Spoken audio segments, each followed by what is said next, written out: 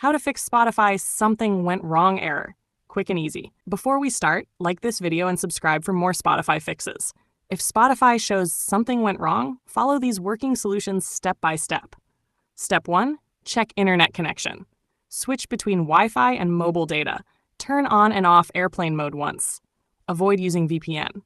Step 2. Restart Spotify and your device. Close Spotify completely. Restart your phone or PC.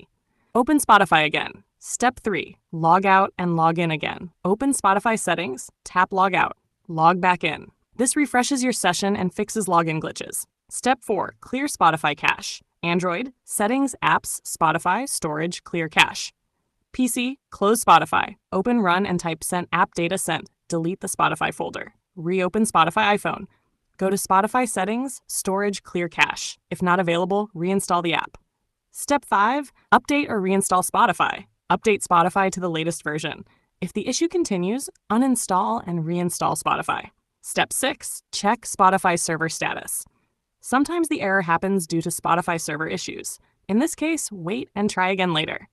Important notes. Don't use modded or cracked Spotify apps. Avoid multiple logins on many devices at once.